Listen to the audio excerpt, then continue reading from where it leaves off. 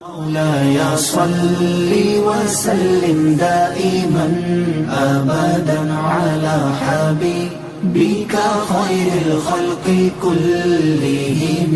مولاي صل وسلم دائما أبدا على حبيبك خير الخلق كلهم. مولاي صل وسلم دائما أبدا. اس قدر طوفان تھا زیادہ، مخالفت اس قدر زور سے تھی کہ اس مخالفت کے تذکرے آج تک تاریخ میں بھرے ہوئے ہیں۔ بہت سے واقعات، بہت سے سانحات ہوئے، شہادتیں بھی ہوئیں، مال و دولت بھی چھینا گیا، گھر سے بے گھر بھی کیا گیا، مظلوموں پر اتنا ظلم ہوا کہ مکے کی زمین پر قتل ہوئے، پر قتل بھی اس بہیمانہ طریقے سے ہوئے کہ تاریخ آج بھی جب ذکر کرتی ہے تو کانپنے لگتی ہے۔ لیکن تبلیغ بڑھتی گئی، نبی صلی اللہ علیہ وسلم اعلان نبوت کر چکے تھے، لوگ آہستہ آہستہ دامن اسلام میں آ رہے تھے، نیک روحیں آگے بڑھ رہی تھیں اور دین کا دامن تھام رہی تھی۔ ان سب میں جو تاریخی حقیقت ہے وہ یہ ہے کہ سب سے پہلے جس نے اسلام کے قبول کرنے کا اعلان کیا وہ حضرت صدیق اکبر رضی اللہ عنہ۔ سب سے پہلے اول من صدق الرسل حضرت حسان بن ثابت رضی اللہ عنہ نے نبی صلی اللہ علیہ وسلم کے سامنے یہ شعر پڑھا تھا کہ یہ پہلے ہیں جو رسول اللہ کی تصدیق کرنے والے، اور رسول اللہ صلی اللہ علیہ وسلم خود بیٹھ کے سن رہے تھے۔ تو معلوم ہوا ان کا اول ایمان ہونا ذات رسالت سے خود ثابت ہے کہ نبی صلی اللہ علیہ وسلم نے خود سنا اور اس کی تصدیق کی اور حسان کو انعام بھی دیا۔ تو کہنا یہ چاہتا ہوں کہ سب سے پہلے اسلام لائے اور پہلے والوں کی مشکلات کیا تھی یہ آپ کا اندازہ ہو گیا ہوگا۔ تو جتنی مشکلات نبی صلی اللہ علیہ وسلم پائی وہ حضرت صدیق اکبر نے بھی ساتھ ہی قبول کی اور اس مشکلات سے گزرے۔ ایک اچھے گھرانے کے آدمی تھے، امیر خاندان تھا، پڑھا لکھا خاندان تھا، فیصلہ کرنے والا خاندان تھا۔ عرب کے اکثر جھگڑے جو مکے میں ہو جاتے تھے ان کے منصف وہی ہوتے تھے، انصاف کرنے والا گھرانہ تھا، لوگ ان کے پاس شکایتیں لے کر آتے تھے۔ اور عرب کی سب سے بڑی دولت اونٹ تھی، تو کہا جاتا ہے کہ حضرت صدیق اکبر رضی اللہ عنہ اونٹ کے اچھے معالج تھے کہ اچھے اونٹوں پہ جو بیماریاں آتی ہیں اس کے علاج کے لیے بھی لوگ انہی کے پاس آیا کرتے تھے۔ اس لیے بعد میں کہا کہ ابو بکر اس لیے کہتے ہیں کہ بکر جوان اونٹ کو کہتے ہیں کہ ابو بکر ان کا لقب اسی وجہ سے بنا ہے۔ لوگوں نے کہا، اگرچہ حقیقت اس سے بہت مختلف ہے، بعض نے کہا کہ بکر کا معنی کوارا ہوتا ہے، اور کیونکہ ایک ہی کواری بچی اور حضرت صدیق اکبر کی رسول اللہ صلی اللہ علیہ وسلم کے نکاح میں آئی تھی، اس لیے ابو بکر کہ کنواری کے باپ ہیں، کہ کوئی اور زوجہ محترمہ کنواری آپ کے نکاح میں نہیں آئی۔ یہ بھی لوگوں نے ترجمے کیے ہیں، لیکن مجھے جو اچھا لگتا ہے ترجمہ اس میں وہ حقیقت لفظ کا ترجمہ ہے۔ بکر کا معنی ابتدا ہوتی ہے ہر چیز کی پہلے، جوانی کی ابتدا کنوارا پن، پہلا پھل نکلے تو باکورا کہتے ہیں، درخت پر پہلی دفعہ کوئی پھل آ جائے تو عرب باکورا کہتے ہیں کہ آ گیا ہے۔ تو ہر چیز کی ابتدا کو بکر صبح سویر کو بھی کہتے ہیں، جب پھوٹ رہی ہوتی تو اس کو بھی کہتے ہیں، بکرا تن وسیلہ قرآن نے استعمال کیا۔ اس لیے بکر کا معنی ابتدا کرنے والا۔ محمد حسین ہیکل نے کہا کہ میرے نزدیک ترجمہ یہ ہے ابو بکر کا فَإِنَّهُ يُفَكِّرُ إِلَى الْإِسْلَامِ، کیونکہ وہ اسلام کی پو پھوٹی تھی تو اسی وقت اسلام میں آ گئے تھے، اس لیے وہ ابو بکر ہے کہ اسلام کی ابتدا میں ہی اسلام میں آ گئے تھے، ابھی روشنی پھوٹی تھی، ابھی اندھیرا چھٹنے لگا تھا کہ وہ ایمان لے آئے تھے۔ اور تصدیق کے بغیر آئے تھے، کوئی معجزہ طلب نہیں کیا تھا، کیونکہ وہ نبی صلی اللہ علیہ وسلم کے ساتھی تھے۔ یہ تمام مورخین نے لکھا کہ نبی صلی اللہ علیہ وسلم سے دوستی ان کی پہلے سے تھی، بلکہ کئی سفر بھی پہلے اکٹھے کیے تھے، سفروں میں بھی ساتھ جاتے رہے تھے، عمر میں بھی فرق نہیں تھا، 2.25 سال چھوٹے تھے، بہت تھوڑا سا فرق تھا عمروں میں، اس لیے ایک اکٹھے رہنے کا رواج تھا اور وہ رہے۔ اسلام لے آئے، تکلیفیں شروع ہوئی تو ساتھ بن گئے۔ مکہ مکرمہ کی سرزمین پر نبی صلی اللہ علیہ وسلم، صحابہ پر تو ظلم ہو ہی رہا تھا، خود نبی صلی اللہ علیہ وسلم پر ظلم ہو رہا تھا، لوگ پکڑ رہے تھے، لوگ دکھ دے رہے تھے۔ حضرت علی کرم اللہ وجہہ جب سے کسی نے پوچھا تھا کہ صحابہ میں بہادر آدمی کون تھا، صحابہ میں سب سے بہادر کون تھا؟ دیکھیے ہم کہتے ہیں اصلی بہادر تھے، جنگجو تھے، بدر کی جنگ میں لڑے، جنگوں میں جاتے تھے، خیبر فتح کیا۔ یہ بات یقیناً ان کی بہادری کا ثبوت ہے کہ وہ شجاع تھے، بہت بہادر تھے، لیکن ان سے پوچھا گیا کہ آپ سب میں سے بہادر کون تھے؟ حضرت علی کرم اللہ سے پوچھا گیا، کہنے لگے ابو بکر تھے۔ لوگوں نے کہا کہ وہ کیسے؟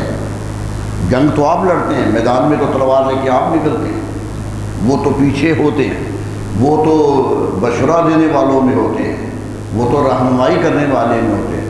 فرمایا مجھے یاد ہے کہ مکے کی سرزمین پر حرم میں نبی صلی اللہ علیہ وسلم کھڑے تھے اور تبلیغ کر رہے تھے، ابھی اسلام شروع ہی ہوا تھا کہ کافر جھوم کے آئے اور گرد گھیرا ڈال لیا، نبی صلی اللہ علیہ وسلم کو پکڑ لیا، گلے میں کپڑا ڈال دیا اور اس طرح دبایا کہ آپ کی آنکھوں پہ اس کے اثرات ظاہر ہو گئے، آپ اتنا زور سے گلا دبانے لگے۔ کہتے ہم لوگ کھڑے تھے، سوچ رہے تھے کیا کریں کہ نبی صلی اللہ علیہ وسلم پہ اتنا ظلم ہو رہا تھا کہ اتنے میں حضرت صدیق اکبر کو باہر سے آ رہے تھے، آتے دیکھا یہ ہوا تو دوڑ کے اندر گئے، کہا کبھی اس کو ادھر پھینکا، اس کو ادھر پھینکا، دھکے دے دے کے رسول کے پاس چلے گئے اور آپ کو چھڑا لیا۔ تو فرمایا ایک جملہ کہا اس وقت، کیا تقتلون رجل یقول ربی اللہ، اے مکے والوں اسے مارنا چاہتے ہو جو کچھ اور نہیں کہتا سوائے اس کے کہ رب میرا اللہ ہے، ربی اللہ کہہ رہا ہے تمہارا۔ کہا اس دن میں محسوس کر گیا تھا کہ بہادری میں آپ کے مقابلہ کوئی نہیں۔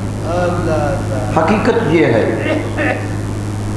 کہ جنگ ہو یا نہ ہو، رسول اللہ صلی اللہ علیہ وسلم کی محبت جو تھی وہ آپ کو دلیر بنا رہی تھی، محبت رسول تھی جو دلیر بنا رہی تھی کہ کوئی اور کام جو کہ کرتے تھے، کہتے چلتے تھے تو آنکھیں نیچی ہوتی تھی، تاریخ لکھتی ہے، لمبا قد تھا، سفید جسم تھا، چہرہ بہت سفید تھا، داڑھی لمبی تھی اور سر جھکا کے آنکھیں زمین پہ رکھ کے چلتے تھے، زیادہ اٹھاتے نہیں تھے۔ اس طرح ایک نرم طبیعت لوگ، خود نبی صلی اللہ علیہ وسلم سے پوچھا گیا تھا کہ اے نبی اکرم صلی اللہ علیہ وسلم آپ کے صحابہ کیسے ہیں؟ تو آپ نے چاروں صحابہ کے بارے میں کہا تھا، چاروں کے بارے میں کہا تھا، اور پہلے ہی کہا تھا ارحم امتی ابو بکر، میری امت میں سب سے زیادہ رحم کرنے والا ابو بکر ہے۔ یہ رسول اللہ نے خود حدیث میں انہیں رحیم تر قرار دے دیا تھا کہ سب سے زیادہ رحم کرنے والے وہ ہیں، رحیم تھے، نرم تھے۔ لیکن حیرت یہ ہے کہ جب بھی شان رسالت پہ حملہ آیا تو ان جیسا سخت کوئی نہیں تھا۔ تاریخ گواہ ہے کہ ایک ایک لمحہ جب ایسا آیا تو اتباع رسالت میں ان کا مثل کوئی نہیں تھا، وہ رسول اللہ صلی اللہ علیہ وسلم کی بات پہ مر مٹنے کو تیار ہو جاتے تھے۔ معلوم ہوا رحماء بینہم میں بھی پورے تھے اور اشداء علی الکفار میں بھی پورے تھے۔ میرے دوستو، مکے میں یہی فضا چلتی رہی، انہی کے گھرانے کا لوگ اسلام بھی لاتے رہے، کچھ مسلمان بھی نہیں ہوئے، والد بھی زندہ تھا، والدہ بھی زندہ تھی، لیکن دونوں اسلام نہیں لائے تھے۔ حضرت اکبر اپنے باپ کی موجودگی میں اسلام لے آئے تھے، جبکہ باپ ابھی مسلمان نہیں ہوئے تھے۔ ماں کی موجودگی میں اسلام لے آئے تھے، جب ماں نے ابھی اسلام کا اعلان نہیں کیا۔ تو معلوم ہوا سارا خاندان چھوڑ کے، بیٹا مسلمان نہیں تھا، عبد الرحمن بن ابی بکر سب سے بڑا بیٹا مسلمان نہیں تھا، وہ تو بدر کی جنگ میں بھی مسلمان نہیں تھا، بدر کی جنگ میں کافروں کے ساتھ لڑنے کے لیے آیا۔ یہ کیفیت دیکھیے، یہ ہے کیفیت۔ لیکن اسلام قبول کیا، سب کو چھوڑا، اور مکے میں سے ہجرت کی تو خاندان پورے چھوڑ دیا، بیٹیاں بھی وہیں، بیٹے بھی وہیں، جو ساتھ تھے وہ بھی وہیں، جو مخالف تھے وہ بھی وہیں، سب کو چھوڑ کے اکیلے گئے ہیں نبی صلی اللہ علیہ وسلم کے ساتھ۔ سوچئے، کافروں کا گھیرا ہے۔ تاریخ کہتی ہے کہ مشورہ ہوا تھا مکے میں کہ نبی صلی اللہ علیہ وسلم کا دین بڑھتا جا رہا ہے، اسے روکا کیسے جائے۔ فیصلہ یہ ہوا کہ اگر کوئی قتل کرے گا تو اس پر قتل کا الزام لگے گا، اور عربوں کی قبائلی عصبیت ہے، قبیلے میں بٹے ہوئے ہیں، قبیلہ ساری عمر دشمن ہو جائے گا، قبائلی دشمنی چلے گی۔ اس لیے کیا کیا جائے؟ فیصلہ یہ ہوا کہ ہر قبیلے کا جوان نکلے اور اکٹھے حملہ کر کے شہید کر دیا جائے، تاکہ کسی قبیلے پر الزام ہی نہ لگے، بدلہ لینے کے قابل نہ ہو جائے، بنو ہاشم بدلہ ہی نہ لے سکے۔ یہ فیصلہ ہوا تھا۔ 12 کے 12 قبائل کے جوان رسول اللہ کے گھر کا گھیرا ڈال کے کھڑے ہو گئے کہ صبح پتہ تھا انہیں فجر کے وقت نکلتے ہیں گھر سے، کعبہ آتے ہیں۔ وہ تو اس وقت بھی آنے سے نہیں رکے جب شیب ابی طالب میں قید ہو گئے تھے، جب قبیلہ قید کر لیا، 3 سال قید رہا مکے میں، 3 سال پورا قبیلہ قید میں رہا کہ اسلام چھوڑ دو، لیکن نہیں چھوڑا۔ تو آخر یہ وہ سمجھتے تھے نکلیں گے قتل کر دیں گے، شہید کر دیں گے، تلواریں لے کے، ننگی تلواریں لے کے کھڑے تھے، پوری رات کھڑے رہے کہ جب نکلیں گے شہید کر دینا ہے۔ میرے دوستو، قدرت کا نظام اپنا ہے، فیصلہ اپنا تھا۔ قدرت نے کہا یہی دن ہجرت کا ہے، ہجرت کا دن بھی یہی ہے کہ دشمن پورا کا پورا اکٹھا ہو گیا ہے۔ رسول اللہ صلی اللہ علیہ وسلم نکلے گھر سے، اپنے معمول کے مطابق نکلے، وہ کندھے سے کندھا جوڑ کے دائرہ بنا کے کھڑے تھے کہ کوئی کہاں سے نکل ہی نہ جائے، کندھے سے کندھا جوڑ کے پورے عرب کے جوان کھڑے تھے کہ رسول اللہ صلی اللہ علیہ وسلم نکل ہی نہ سکے۔ لیکن قدرت کہتی ہے یہ فیصلے ہمارے ہیں، تم فیصلے کرتے ہو تو کمزور فیصلے ہوتے ہیں، ہمارے فیصلے کمزور سے بھی کرائے جائیں تو مضبوط ہوتے ہیں۔ نکلے نبی صلی اللہ علیہ وسلم، وہ دراتا ہوا، وحدت کا دم بھرتا ہوا نکلا، پوری شان سے نکلے، چھپ کے نہیں نکلے، جیسے نکلتے تھے ویسے ہی گھر سے نکلے۔ وہ دراتا ہوا، وحدت کا دم بھرتا ہوا نکلا، تلاوت سورہ یاسین کی کرتا ہوا نکلا۔ سورہ یاسین پڑھ رہے تھے اور باہر نکل رہے تھے، گزرے، کھڑے تھے لوگ، بیدار تھے، کسی کو ادھر ہٹایا، کسی کو ادھر ہٹایا، درمیان سے گزر گئے۔ کھڑوں کو خبر ہی نہیں ہوئی کون گزر گیا، دیکھ ہی نہ سکا کون گزر گیا۔ جب صبح ہوئی تو اندر آئے تو آپ نہیں تھے، تو آپ اس میں لڑنے لگے کہ کہاں سے گزرے۔ یہ انہیں سوال تھا کہاں سے گزرے تھے۔ قدرت کہہ رہی تھی کتنے بند باندھ لو، یہ یاد رکھو تمہاری تدبیروں سے اللہ کی تقدیر نہیں رکتی ہے۔ تقدیر کا فیصلہ تھا کہ نکلنا تھا۔ نبی صلی اللہ علیہ وسلم رات کو اٹھے، وضو کیا، تیاری کی حرم میں جانے کی۔ حضرت علی کرم اللہ جو گھر میں تھے بلایا، جگایا، فرمایا علی میں جا رہا، میرا آج رب کا حکم ہے کہ ہجرت کر جاؤ، چلنا ہے مجھے، آج مکہ چھوڑ دینا ہے، لیکن یاد رکھو میں صادق الامین ہوں، میں نے کردار کی عظمت پر داغ نہیں لگنے دینا ہے۔ یاد رکھو ان لوگوں کی جو باہر کھڑے ہیں ان کی امانتیں میرے پاس ہیں، یہ دشمن ہوتے ہوئے بھی مجھے امین سمجھتے تھے اور امانتیں کوئی چیزیں بچاؤ گھر سے بچا لیتے تھے، سونا چاندی تو میرے پاس رکھ جاتے تھے، ان کی امانتیں میرے پاس پڑی ہیں، دشمنی ان کی بڑی ہے، یہ قتل کرنے آئے ہیں، کوئی قانون نہیں کہتا کہ ایسے میں امانتیں دی جائیں، میں لے جا بھی سکتا ہوں، لے بھی جاؤں تو کوئی تاریخ کا کوئی طالب علم الزام نہیں لگائے گا، کیونکہ دشمنی ہو گئی ہے، مرنے مارنے پہ آ گئے ہیں، لیکن میں نئی تاریخ رقم کرنا چاہتا ہوں، اے بھی یہ امانتیں پڑی ہیں، صبح اٹھ کے ان سب کو واپس کر کے پھر فارغ ہو کے تم بھی مدینے آ جانا، آ جانا مدینے چلے جا رہا ہوں میں، یعنی پورا یقین ہے کہ میں جا رہا ہوں۔ حضرت علی ان کو امانتوں کا کہہ رہے ہیں کہ ان کی امانتیں دینی ہیں، ثابت کر دیا آنے والی نسل کو کہ دیکھ لو کن حالات میں بھی امانت دار ہوں، اگر تمہیں بھی امانت کا خیال امین نبی کو ماننا ہے تو ایسی امانتوں کا تمہیں بھی خیال رکھنا ہے۔ یاد رکھو میرا اسوہ یہ ہے کہ امانت ضائع نہیں کرنی چاہیے، خواہ وہ دشمنی رکھ کے گیا دے کے جانی چاہیے۔ تو چلے گئے، نکل گئے، حضرت علی کہا میرے بستر پہ لیٹ جاؤ، آرام کرو، صبح ان کو امانتیں دینا پھر آ جانا۔ تاریخ کہتی ہے حضرت علی تیسرے دن گئے، 3 دن کے بعد جب رسول اللہ صلی اللہ علیہ وسلم قباء میں ٹھہرے ہوئے تھے، کیونکہ قباء میں 14 دن ٹھہرے ہیں آپ، قباء میں ٹھہرے ہوئے تھے کہ حضرت علی وہاں پہنچے، ہجرت کے بعد تیسرے دن پہنچے، امانتیں دے کے چلے اور سیدھے حضرت ابو بکر کے گھر گئے، دروازہ کھٹکھٹایا۔ میں پہلے ہی کہتا ہوں کہ تاریخ کا ایک عجیب منظر ہے کہ جس کے دروازے پہ سارے ماننے والے کھڑے ہوتے ہیں، جس کے دروازے پہ لوگ جھولیاں پھیلائے کھڑے ہوتے ہیں، آج وہ ختم المرسلین ابو بکر کے دروازے پہ کھڑے اور کہہ رہے ہیں، دروازہ خود کھٹکھٹا رہے ہیں، کوئی ساتھ نہیں ہے۔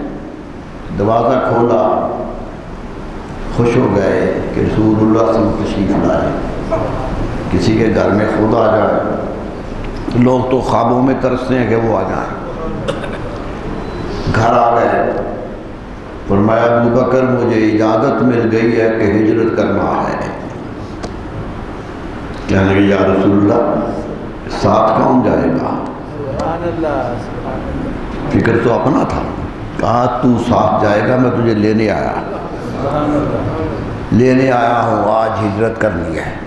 سامان باندھو، ہجرت کا سامان جتنا تھا حضرت ابوبکر کے گھر باندھا گیا، کپڑوں میں چیزیں باندھی گئی کہ راستے کی ضرورت ہو، پانی کے چھاگلیں تیار کی گئی، کھانے کے لیے کچھ تیار کیا گیا، سب کچھ وہی تیار ہوا، باندھا گیا۔ باندھنے لگے تو کپڑا نہیں مل رہا تھا۔ حضرت اسماء رضی اللہ عنہا صاحبزادی ہیں حضرت علی کی، جوان تھی، اپنا دوپٹہ اتارا، پھاڑ کے آدھا کر دیا اور آدھے میں سامان باندھ دیا، آدھا سر پہ دے دیا۔ رسول اللہ صلی اللہ علیہ وسلم نے دیکھا کہ یہ کیا کیا اس بچی نے، فرمایا اسماء آج سے میں تجھے ذات النطاقین کہتا ہوں، 2 دوپٹوں والی کہتا ہوں۔ آج تک تاریخ میں ان کا لقب 2 دوپٹوں والی ہے۔ بتا دیا خاندان یوں قربانی کر رہا ہے، یوں قربانی ہو رہی ہے۔ چلے 3-3.5 میل کا فاصلہ ہے، لوگوں نے دیکھی ہے غار ثور، جوان جاتے ہیں پہنچ جاتے ہیں غار ثور میں، اگر ہمت ہو تو ضرور جائیے، اگر کعبہ جانا ہو ہمت ہو تو غار ثور ضرور دیکھیے کہ وہاں رسول اللہ صلی اللہ علیہ وسلم کے قدم لگے ہوئے ہیں۔ 3 دن کا قیام ہے غار ثور میں، 3 دن نبی محترم صلی اللہ علیہ وسلم اس غار میں رہے ہیں، 3 دن باہر ہی نہیں نکلے، اندر ہی رہے۔ وہ غار مومنوں کے لیے محبت کی جگہ ہے، دیکھنے کی جگہ ہے، اگرچہ کچھ روکتے بھی ہیں، تم فاصلہ زیادہ ہے، جانے کے لیے مشکلات ہیں، لیکن ہمت ہو تو ضرور جائیے گا، کیونکہ وہ جگہ جا کر یاد آتا ہے کہ رسول اللہ صلی اللہ علیہ وسلم کس تکلیف سے گزرے تھے، کس منزل سے گزرے تھے۔ آدمی جاتے ہوئے راستے میں سانس پھولتا ہے، راستہ نہیں ہے، پتھروں پہ چل کے جانا پڑتا ہے۔ حضور صلی اللہ علیہ وسلم نکلے مکہ مکرمہ سے، باہر پہاڑ آیا، جبل ثور آیا، اوپر چڑھنے لگے کہ یہاں رات گزارنے، دن چڑھنے والا ہے۔ چڑھنے لگے تو حضرت اکبر دیکھتے کہ نوکیلے پتھر ہیں، کوئی چڑھائی کبھی نہیں پتھروں پر، اور پتھر رسول اللہ کے پاؤں کو لگتے۔ یار غار تلملا اٹھا، تڑپ اٹھے، فرمایا یا رسول اللہ مجھ سے آپ کے پاؤں کی یہ سختی دیکھی نہیں جاتی۔ کہہ سکتے تھے ابو بکر تو بھی تو چل رہا ہے نا، تو بھی تو چل رہا ہے۔ عرض کیا حضور نہیں، اصرار کیا، تاریخ کہتی اصرار کیا، بار بار کہا، آخر رسول اللہ صلی اللہ علیہ وسلم کو کندھے پہ اٹھا دیا، کندھے پہ اٹھا دیا۔ یہ محبت کی دنیا ہے میرے دوستوں، یہ قدر و منزلت ایسے نہیں ملتی، قربانیاں دینی پڑتی ہیں۔ کندھوں 3 میل کا فاصلہ ہے اوپر تک، پہاڑوں کی نوکیلے پتھروں پہ رسول اللہ کو کندھوں پہ اٹھا کے لے کے گئے۔ غار، قسمت نے غار بھی پہلے ہی متعین کر رکھی تھی کہ اس میں ٹھہرنا ہے۔ نامعلوم اس غار کے پتھروں نے کتنی دعائیں مانگی ہوں گی کہ رسول اللہ یہاں کس قدر خوش قسمت تھا۔ پہاڑ تھا، چٹیل پہاڑ ہے، کچھ نہیں اگتا ہے، آج بھی جائیے کچھ نہیں اگتا ہے، لیکن وہ پتھر تقدیر کے فیصلے کے مطابق مسلمانوں کے محبت کا مرکز بن گئے۔ وہ پتھر قیمتی ہو گئے، دیکھنے کے لیے جائیے، ایک جذبے جوان ہو جاتے ہیں جب بھی جائیے، کبھی جا کے دیکھیے تو صحیح کہ کس طرح جذبوں میں جوش آتا ہے، اور آدمی خیال کرتا ہے کہ یہ کون سی جگہ تھی جہاں رسول اللہ صلی اللہ علیہ وسلم آ گئے تھے، پہاڑ کی چوٹی پہ آ گئے تھے، وہاں قیام کیا، ٹھہر گئے، کندھوں پہ لے کے آئے، کہا یا رسول اللہ آپ ذرا باہر ٹھہریے، میں دیکھوں غار کہیں کوئی خراب نہ ہو، پرانی غار ہے کیا ہے۔ اندر گئے، جاڑا، صاف کیا، مٹی نکالی، صاف کرتے رہے، اپنے قمیضیں پھاڑ کے صاف کرتے رہے۔ تاریخ کہتی ہے کپڑے پھاڑ دیے کہ صاف ہو جائے۔ معلوم ہو گیا کہ قربانی دینا خاندان کی روش تھی، بیٹی دوپٹہ پھاڑ رہی ہے، باپ قمیض پھاڑ رہا، اور ثابت کیا ایک سوراخ رہ گیا، چادر پھاڑ کے سوراخ بند کیے، کیونکہ پہاڑوں میں سانپ اور جانور رہتے تھے، ہر سوراخ بند کیا کہ میرے رسول تک کوئی دشمن نہ پہنچ سکے۔ ایک سوراخ تاریخ کہتی ہے رہ گیا تھا، اس پر اپنی ایڑی رکھ دی کہ رسول اللہ صلی اللہ علیہ وسلم کہا آ جائیے، اندر آ جائیے۔ تاریخ کہتی ہے، آج بھی حدیثیں کہتی ہے کہ اسی سے سانپ نکلا، ایڑی پہ زخم دیا، لگا آ کر، رسول حضرت اکبر نے پاؤں نہیں اٹھایا۔ یہ ہمت تھی کہ پاؤں نہیں اٹھایا، اگرچہ سانپ ڈستا رہا، لیکن آنکھوں سے آنسو روانہ ہو گئے، اور آنسو گرے تو رسول اللہ کے چہرے پہ گرے، کیونکہ وہ گود میں سو رہے تھے، تکیہ حضرت اکبر کے جسم بنا کے سو رہے تھے۔ آنکھیں کھلی، فرمایا ابو بکر کیا ہو گیا؟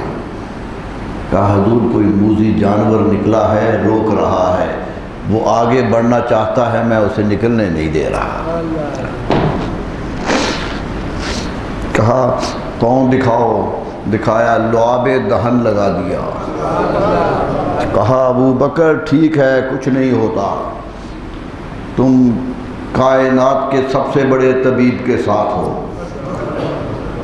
فکر کی بات نہیں ہے، روک لیا۔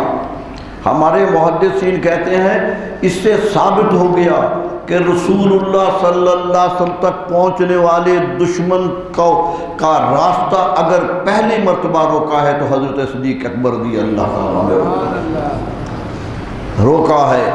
آج بھی ان کی تربیت، آج بھی ان کا ایمان سلامتی کا مظہر ہے، ان کی زندگی ہمارے لیے سلامتی کا منبع ہے۔ روکا، گئے، 3 دن رہے۔ بیٹا عبداللہ تھا، وہ بکریاں چرا کے اوپر لے آتا تھا، چراتا اور آ کر دودھ دو کے غار میں دے دیتا تھا کہ رسول اللہ صلی اللہ علیہ وسلم پی لے۔ غلام عامر بن فہیرہ نام ہے اس کا، وہ آیا، وہ لے کے گیا۔ غلام کو پتا ہے رسول اللہ کہاں ہیں، بیٹے کو پتا ہے رسول اللہ کہاں ہے، گھر بیٹی کو پتا ہے کہ وہ کھانا پکا کے بھیج رہی ہے۔ میرے دوستو، قدرت بتا رہی تھی کہ یہ خاندان کتنا قیمتی ہے کہ ساری دنیا بے خبر ہے کہ رسول اللہ کہاں ہے، صرف اس خاندان کو خبر ہے۔ یہ ہے میرے رسول کا اعتماد ان پر، یہ ہے اعتماد ان پر۔ ہمارے علماء تو لکھتے ہیں کہ جب آپ مکے سے نکلے ہوں گے، جب گھر سے نکلے ہوں گے تو جانا سوچا ہوگا کہ اللہ کا حکم میں چلے جاؤں، تو سوچا تو ہوگا کس کو ساتھ لے کے جاؤں، سوچا تو ہوگا۔ مکے میں مسلمان بہت تھے، اسلام پھیل چکا تھا، سب پر نظر ڈالی ہوگی۔ نگاہ نبوت نے جو انتخاب کیا تھا وہ انتخاب قدرت کا فیصلہ تھا، وہ انتخاب رسول اللہ صلی اللہ علیہ وسلم کا انتخاب ہے۔ میرے دوستو، اس لیے تو ہم کہتے ہیں کہ وہ سب سے اول ہے، سب سے بہت بڑی شان رکھتے ہیں کہ وہ انتخاب ہے رسول اللہ صلی اللہ علیہ وسلم کا۔ پورے مکے سے چن کے لے کے گئے تھے، انہیں اعتماد اتنا تھا۔ اور دیکھیے 5 فرائض ہیں مسلمانوں کے، نماز، روزہ، حج، زکوٰۃ۔ اس میں 2 فرض ہوتے ہیں اجتماعی۔ نماز اجتماع میں ہوتی ہے، امامت کے ساتھ ہوتی ہے، اور حج میں امام حج ہونا چاہیے۔ زکوٰۃ انفرادی مسئلہ ہے، روزہ انفرادی مسئلہ ہے، 2 ہی میں اماموں کی ضرورت ہوتی ہے، 2 ہی میں نبی صلی اللہ علیہ وسلم اپنی زندگی میں ابو بکر سے کون میں مقرر کر دیا۔ خود نہیں آئے مسجد میں تو کہا مرو ابا بکر فلیصلی بالناس، بخاری حدیث دے رہے ہیں کہ جاؤ حکم دو میری طرف سے ابو بکر کو کہ لوگوں کو نماز پڑھائے۔ حضرت عائشہ صدیقہ فرماتی ہیں میں حیران ہو گئی۔ عباس محمود عقاد بہت بڑا مورخ ہے، اس نے اس واقعہ کو بڑا اچھالا، بہت ہی لائم لائٹ میں لایا، روشنی میں لایا کہ یہ کیا واقعہ ہو گیا۔ کہا بیٹی اعتراض کرنے لگی، خود بیٹی حضرت اکبر رضی اللہ عنہ کی ام المومنین ہے، کہتی میں نے کہا کہ یا رسول اللہ کسی اور کو مقرر کر دیجیے، آپ آج نماز کرانے مسجد میں پہلی مرتبہ نہیں جائیں گے، پہلی مرتبہ مسلمان کسی اور کے پیچھے نماز پڑھیں گے مسجد نبوی میں، تو یہ بڑا دردناک منظر ہوگا، اور میرے باپ تو بڑے نرم دل ہیں، بڑے رحیم و کریم آئے، وہ آپ کے مصلی پر کیسے کھڑے ہوں گے؟ وہ کھڑے نہیں ہو سکیں گے، آپ کسی اور کو حکم دے دیجئے۔ آپ نے کہا نہیں، جاؤ ابو بکر کو حکم دو۔ حدیث آتی ہے کہ وہ حضرت حفصہ کو لے کے آئیں جو حضرت فاروق اعظم کی صاحبزادی ہیں اور ام المومنین ہیں، لائی کہ تم میری طرف سے سفارش کرو کہ میرے ابا جان کو نہیں کسی اور کو مقرر کر دیں، کیونکہ وہ دیکھ رہی تھی کہ کمزور ہیں، محبت ہے اتنی زیادہ کہ ان کی جگہ کھڑا ہونا ان کے لیے ممکن نہیں ہوگا۔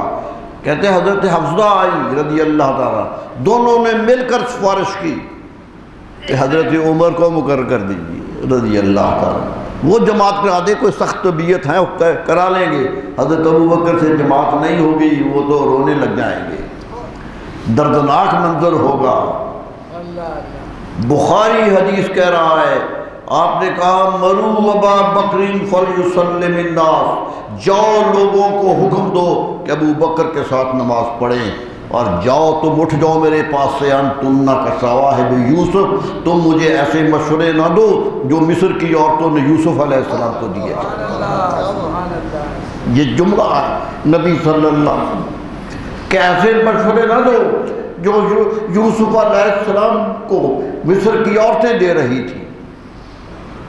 اتنی سخت سے روکا. فرمایا نہیں. کہتے ہیں ایک دن حضرت کے نواز میں کچھ تاخیر ہو گئی. دور رہتے تھے, محلہ صنعا تھا جہاں رہتے تھے, یہ پہاڑی کے قریب محلہ تھا, وہاں رہتے تھے. کچھ آدمی ہوئے, نماز کا وقت ہو گیا. صحابہ نے کہا نماز کروا دو, تو حضرت فاروق اعظم کھڑے ہو گئے. نماز شروع ہو گئی. رسول اللہ صلی اللہ علیہ وسلم نے گھر میں آواز سن لی کہ آواز جماعت کون کر رہا ہے. پوچھا ام المومنین سے کہ جماعت کون کروا رہا ہے. انہوں نے کہا شاید وہ آئے نہیں, حضرت عمر ہیں. فرمایا یاد رکھو, کہہ دو مسلمانوں کو کہ اللہ اور اس کا رسول سوائے ابی بکر کے کسی پر راضی نہیں, کسی پر راضی نہیں ہے. جماعت اسی کا حق ہے, وہی کرائے گا. حضرت عمر کہتے میں صحابہ سے لڑتا رہا کہ تم نے مجھے کھڑا کیوں کر دیا تھا, کیونکہ میرے لیے تو یہ بڑی عجیب بات بن گئی کہ میں کھڑا ہو گیا, رسول اللہ صلی اللہ علیہ وسلم نے روک دیا. میرے دوستو, امام مقرر کر دیا, بتا دیا میری نیابت یہی کرے گا, میرا خلیفہ یہی ہوگا. لو کنت متخذا خلیلا غیر ربی لاتخذت ابا بکر خلیلا. اگر رب کے بعد کسی کو دوست بناتا تو ابو بکر کو دوست بناتا. حدیث کہہ دی.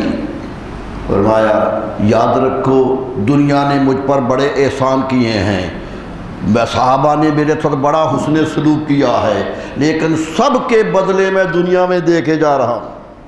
یہ آخری تقریر تھی نبی صلی اللہ علیہ وسلم کی, مسجد نبوی میں آخری تقریر ہے, اس کے بعد آپ دنیا سے تشریف لے گئے. فرمایا جس نے میرے ساتھ کوئی اچھا سلوک کیا ہے میں نے دنیا میں بدلہ دے دیا ہے. اگر کسی کو خیال ہے کہ اس کا بدلہ نہیں دیا گیا تو کھڑا ہو کے مجھ سے لے لو, کھڑے ہو کے بدلہ مانگ لو, میں دے کے جاؤں گا. دنیا کا کسی کا بدلہ لے کے میں اللہ کے پاس نہیں جانا چاہتا. اتنی سختی سے بار بار کہا. اور یوں نظر گھما کے صحابہ کو دیکھا, کوئی کہو کہ بدلہ. حضرت ابو بکر پر نظر پڑی تو فرمایا ابو بکر تم نہ اٹھنا, ابو بکر تم نہ اٹھنا, تو نے مجھ پر اتنے احسان کیے ہیں کہ میں دنیا میں بدلہ نہیں دے سکتا. یہ جملہ ہے نبی صلی اللہ علیہ وسلم کہ میں بدلہ نہیں دے سکتا, لیکن تجھ سے وعدہ کرتا ہوں کہ حشر کے روز اللہ سے بدلے لے کر دوں گا. نعرہ تکبیر, نعرہ رسالت. میرے دوستو, قربانیاں یوں ہی پھل آتی ہیں, ایسی نہیں قربانیاں زندگی قربان کر دی. علامہ اقبال کو یہی خیال آیا تھا, اس لیے واقعہ اس نے نقل کیا کہ نبی صلی اللہ علیہ وسلم نے کہا تبوک کی جنگ میں کہ لاؤ جو دے سکتے ہو. صحابہ گھر سے مال و دولت لیتے آئے. دیکھیے وہ قربانی کرنے والے لوگ تھے, قربانیاں جانتے تھے, لے آئے. کیا ہوا؟ حضرت فاروق اعظم کہتے میں سوچنے لگا کہ کبھی میں نے جب بھی کوئی خیال کیا ہے حضرت ابو بکر مجھ سے آگے نکل گئے ہیں, میں پیچھے رہ گیا ہوں. آج میرے گھر میں مال بہت ہے, میں آگے بڑھ جاؤں گا. کہتے ایک خیال تھا نیکی کی طرف بڑھنے کا, میں نے گھر کا سارا مال آدھا آدھا کر دیا, آدھا ادھر آدھا ادھر, اور پورا آدھا مال گھر کا لے آیا مسجد نبی میں. کہا رسول اللہ صلی اللہ علیہ وسلم نے دیکھا, فرمایا اے عمر کیا لے آئے ہو؟ فرمایا حضور آدھا گھر رکھا ہے, آدھا آپ کے پاس لے آیا ہوں. آپ نے ہاتھ اٹھائے, اللہ سے دعا مانگی کہ میری عمر کو برکتیں دے دے, بڑی برکتیں دے. علامہ نے ساری حدیث نقل کی, نظم کی کہ آئے اور علامہ یہاں کے ٹھہر گیا, اتنے میں وہ رفیق نبوت بھی آ گیا. رفیق نبوت کا جملہ اقبال کا جملہ ہے, وہ رفیق رسول نہیں کہہ رہا, رفیق نبوت کہہ رہا ہے. اس جملے کی فصاحت و بلاغت پر پوری کتاب لکھی جا سکتی ہے کہ رفیق نبوت کیوں کہا. کیا وجہ تھی کہ نبوت کا ساتھی ہے، اتنے میں وہ رفیق نبوت بھی آ گیا جس سے بنائے عشق و محبت ہے استوار۔ عشق و محبت کی بنیاد جس پر قائم ہے وہ آ گیا، لے آیا اپنے ساتھ کو مرد وفا شرست، ہر چیز جس میں چشمے جہاں میں ہو اعتبار، جو بھی گھر میں کام کی چیز تھی سب لے آئے، حتیٰ کہ اپنا لباس اتار کے لے آئے۔ حدیث میں آتا ہے لباس نہیں، ایک موٹا سا کمبل اوڑا ہوا تھا اور کانٹے لگا کے باندھا ہوا تھا، جسم سے کپڑے بھی اتار دیے تھے، سب کچھ لے آیا۔ ایک حدیث آتی ہے، اگرچہ بعض لوگوں نے شک بھی کیا کہ جبریل آئے نبی صلی اللہ علیہ وسلم کے پاس اس وقت تو دیکھا کمبل اوڑا ہوا ہے، آپ نے کہا جبریل آج کیسے لباس میں آ گئے؟ فرمایا یا رسول اللہ نظر اوپر ڈالی دے، سارا آسمان اسی لباس میں ہے۔ نعرہ رسالت، نعرہ رسالت۔ یہی ہے سب کچھ۔ میرے دوستو آ گئے، سب کچھ لے آئے، بولے حضور چاہیے فکر ماں عیال بھی۔ رسول اللہ کہنے کہ ابو بکر غالبا بچوں کا بھی خیال رکھنا چاہیے، بچے بھی ذمہ داری ہوتے ہیں آدمی کی۔ بولے حضور چاہیے فکر عیال بھی، کہنے لگا وہ عشق و محبت کا پاسدار، پروانے کو چراغ ہے بلبل کو پھول بس، صدیق کے لیے ہے خدا کا رسول بس۔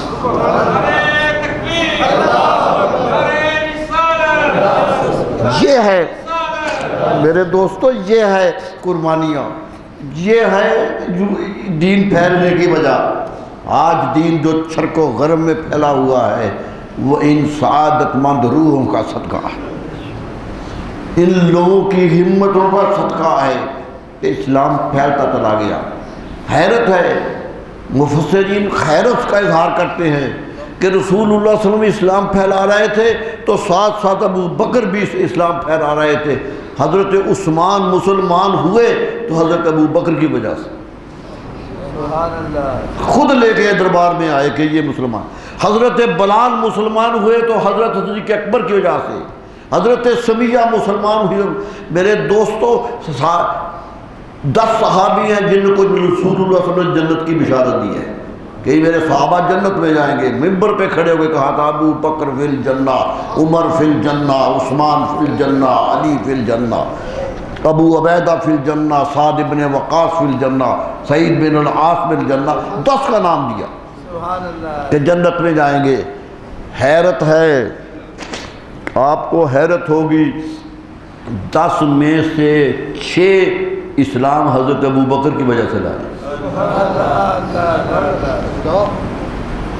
حضرت ابو بکر دربار رسالت میں لے کے آئے۔ سوچ لیجئے کتنا کام کیا اسلام کا، کتنی ہمت کی ہے اسلام کا۔ اور غلاموں میں تو اکثر حضرت بلال کو چھوڑتا ہی نہیں تھا مالک، وہ تو مارتا ہی جا رہا تھا۔ رسول اللہ ہم دیکھتے تھے، کہتے اس بر صبر کرو بلال، اللہ خیر کرے گا۔ یاسر کے قبیلے سے گزرے، مار رہے تھے، قبیلے والے مار رہے تھے، لٹایا ہوا تھا زمین پر، مار رہے تھے۔ رسول اللہ صلی اللہ علیہ وسلم گزرے، دل دکھا، لیکن کہا اسبرو یا آل یاسر، اے آل یاسر صبر کرو، اللہ کوئی آسانیاں پیدا کر دے گا۔ یہی تھے لوگ جو مصیبتوں میں گڑے ہوئے تھے۔ حضرت ابو بکر کا مال کام آیا، سب کے صدقے لے کے حضرت ابو بکر نے چھوڑا، سب کی غلامی کے صدقے۔ کہتے ہیں 20,000 دینار مکے سے میں ساتھ لایا تھا، سونے کے سکہ ہوتا دینار کا، 20,000 دینار مکے سے چلتے ہوئے میں نے باندھ لیا تھا۔ میرے والد نابینا تھے، وہ میری بیٹی سے کہنے لگے بیٹی تیرا باپ تو چلا گیا ہے، پیسے بھی لے گیا ہے۔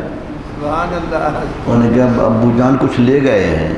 کہا ہمارے لیے کیا چھوڑ گیا ہے، ہم نابینا ہیں، کیا کھائیں پیئیں گے؟ کہنے لگے بیٹی نے ایک گٹھی چیز قریب کر دی، فرمایا ابا جان ہاتھ ڈالیے، پیسے بہت ہے، اور گھر میں کچھ نہیں تھا، سب کچھ لے گئے تھے، سب کچھ لے گئے تھے۔ اور وہی سارا کا سارا قربان کیا ہے نبی صلی اللہ علیہ وسلم. اس لیے نبی فرماتے ہیں ابو بکر تیرے بدلے نہیں دے سکتا کہ تو نے تو سب کچھ قربان کر دیا. اپنی عزت قربان کر دی, اپنی شوکت قربان کر دی, اپنے والدین قربان کر دیے. ان کے والد اور والدہ مسلمان فتح مکہ کے دن ہوئے.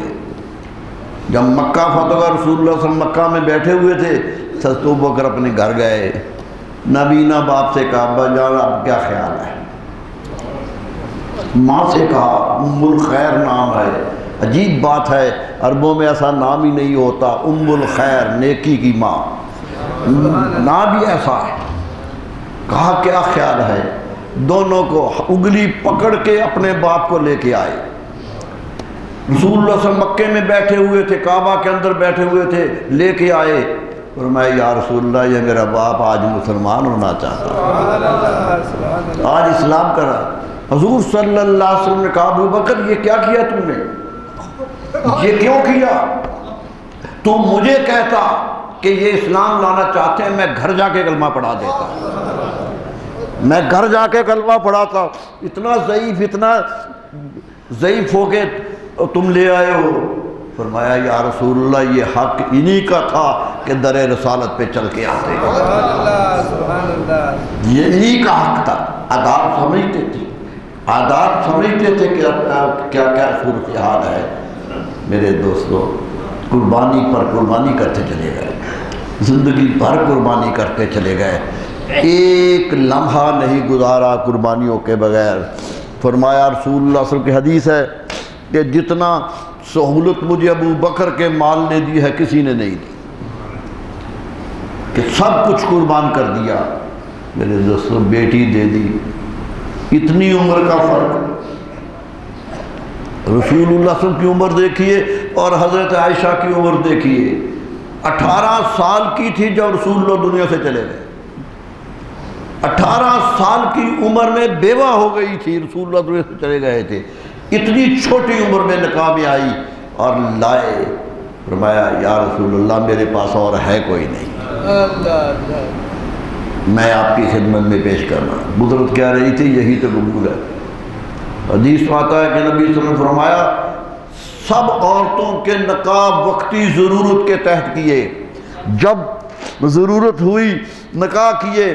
فرمایا عائشہ کے نکاح کا مجھے رب نے حکم دیا تھا, جبریل اس کی تصویر لے کے آیا تھا. فرمایا لائے تھے اور یہی فرمایا کہ مجھے جب بھی وحی اتری ہے اس وقت اتری ہے جب ہمیں عائشہ کے گھر تھا. فرمایا یہ مقام کتنا, اور آج بھی انہی کے گھر ہے, آج بھی تو رسول اللہ انہی کے گھر میں ہے. یہ حجرہ عائشہ ہے جہاں رسول اللہ دفن.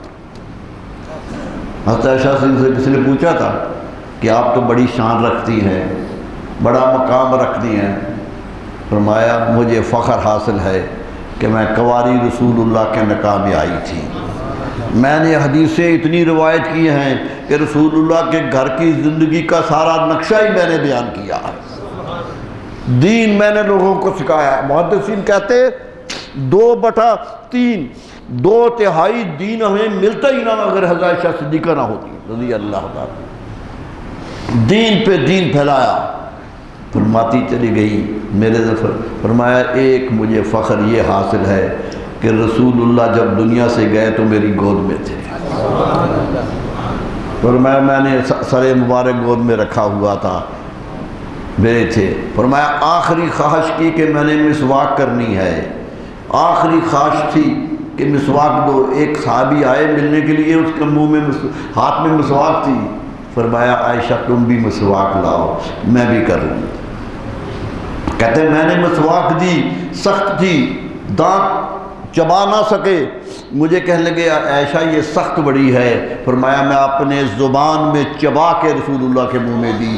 فرمایا مجھے فخر حاصل ہے کہ آخری لعاب میرا رسول اللہ کے زبان میں گیا. یہ فخر کا مرحلہ ہے. اور فرمایا سب سے بڑا فخر یہ ہے کہ قیامت تک میرے گھر میں ہے. حضرت مجدد الثانی علیہ الرحمہ فرماتے ہیں میں نے ایک دفعہ اثار ثواب کا ختم کرایا تو بہت اہتمام سے کروایا, لوگوں کو بلایا, بڑی محبت کی. کہتے رات کو خواب میں رسول اللہ صلی اللہ علیہ وسلم تشریف لے آئے. میرے دوستو خلوص ہو تو یہ ہو. کہتے ہیں میں نے فخر سے کہا بڑے اطمینان کر کے یا رسول اللہ میں نے آج تحفہ بھیجا تھا، مل گیا ہوگا. فرمایا کون سا تحفہ؟ کہا جی میں نے بھیجا تھا، میں نے کچھ پکایا تھا، کچھ ایصال کیا تھا، آپ کی خدمت میں پیش کیا تھا. فرمایا مجھے تو نہیں ملا. کہتے میں ڈر گیا، گھبرا گیا کہ قبول ہی نہیں ہوا. کہتے جب میں گھبرا گیا تو پھر پوچھا اے شیخ احمد کہاں بھیجا تھا؟ کہتے میں نے کہا جی آپ کو بھیجا تھا. فرمایا تو نہیں جانتا میرا کھانا تو عائشہ کے گھر پکتا ہے، میں آج بھی اسی کے گھر میں ہوں، اگر مجھے کچھ بھیجنا ہے تو حضرت عائشہ کے نام پہ بھیجا کرو. مجدد الثانی علیہ الرحمہ لکھ رہے ہیں، مکتوبات میں لکھا. میرے دوستو سوچئے کتنی شان پائی، کتنی عظمت پائی. خلیفہ اول بنے، اولہم ابو بکر، سب سے پہلے خلیفہ ہیں رسول اللہ صلی اللہ علیہ وسلم کے بعد. 2 سال 2 مہینے 11 دن خلیفہ رہے. اتنا مختصر سا قیام ہے، لیکن تاریخ حیران ہے. ہٹی جیسا انگریز مصنف جو تاریخ عرب کا ہے، وہ خود عرب ہے اگرچہ عیسائی ہے، لیکن اس نے کی تاریخ آج سارا عالم اسلام کا ہر طالب علم اس کی تاریخ پڑھا ہے، ہسٹری آف دی عرب. اس نے لکھا کہ مجھے آج تک یقین نہیں آتا کہ ان کی حکومت اتنی چھوٹی تھی. کہتا مجھے یقین نہیں آتا کیونکہ 2 سال میں تو حکومت بنتے بنتے وقت لگا دیتی ہے، وہ تو پوری دنیا فتح کر گئے تھے، ہر چیز ہو گئی تھی. کیا کیا ہوا تھا تاریخ گواہ ہے. اگر شوق ہو تو محمد حسین ہیکل کی ابو بکر پڑھ لیجئے، پڑھ لیجئے. یہ سرکار رائٹر ہے الحمدللہ، اردو ترجمہ بھی ہو گیا ہے، اردو میں ملتی ہے. عباس محمود عقاد کی پڑھ لیجئے. عبقریت الصدیق، صدیق رضی اللہ عنہ کی عظمت کا عنوان بن کے آئی ہے. ایک نہیں سینکڑوں کتابیں لکھی گئی ان کے بارے میں. میرے دوستو لوگوں نے نئے سے نئی باتیں نکالی، نئی سے نئی چیزیں نکالی. اللہ تعالیٰ ان کے درجات کو اور بلندیاں عطا فرمائے. آخری بات کہنا چاہتا ہوں کہ اعتماد رسول کی حد ہے کہ آخری لمحہ آیا تو اپنے بیٹے کو بلا کے کہنے لگے کہ بیٹا خواہش ہے کہ رسول اللہ کے ساتھ رہا ہوں، قبر میں بھی ساتھ چلا جاؤں، قبر میں بھی ساتھ چلا جاؤں. کہنے کہ ابا جان رکاوٹ کیا ہے؟ فرمایا نہیں، وہ میری بیٹی عائشہ کا گھر ہے، اس کی ملکیت ہے، اگر وہ اجازت دے تو وہاں دفن ہونا ہے. بیٹا گیا حضرت عائشہ رضی اللہ پاس کہ ابا جان کی خواہش یہ ہے. رونے لگ گئی. کہنے کہ میرے والد مجھ سے اجازت مانگ رہے ہیں، آئیے یہ گھر ان کا ہے، آ جائیے. خوش ہو گئے کہ اجازت مل گئی. آخری لمحہ آیا تو پھر عبد الرحمن بیٹے کو بلایا. فرمایا بیٹا ایک بات آ رہی ہے ذہن میں، گھر والی نے تو اجازت دے دی ہے دفن ہونے کی، جو وہاں دفن ہے کیا ان کی اجازت ہے؟ کیا وہ بھی چاہتے ہیں میں ان کے ساتھ چلا جاؤں؟ کہا حضور کہ یہ کیا کروں میں؟ فرمایا مجھے یقین ہے ان پر، مجھے دنیا سے چلا جاؤں، جنازہ کرا کے میرا جنازہ اٹھا کے در رسول کے دروازے پہ رکھ دینا، دروازے پہ رکھ دینا اور آواز دینا کہ یا رسول اللہ ابو بکر آ گیا ہے، آواز دینا کہ یار غار آ گیا ہے، اجازت ہو تو اندر آ جائے ورنہ کہیں اور چلا جائے. فرمایا اگر اندر سے آواز آئے تو دفن کرنا ورنہ جنت البقیع میں لے جانا. نعرہ تکبیر، نعرہ رسالت. یہ ہے ایمان کہ آواز آئے گی، یہ یقین ہے کہ زندہ نبی کے ماننے والے ہیں. جنازہ رکھا گیا، آواز دی گئی. کیا ہوا کہ آواز آئی اوصل الحبیب الی الحبیب، محبوب کو محبوب سے ملا دو، ملا دو حبیب کو حبیب سے۔ دفن ہو گئے، کندھے کے ساتھ جڑ کے دفن ہو گئے، قیامت تک ان کے ساتھ ہیں۔ اتنی عظمت اس مقام کو حاصل ہے جہاں وہ دفن ہے۔ فرمایا قیامت کو میں اٹھوں گا تو میرے ساتھ ابو بکر ہوگا۔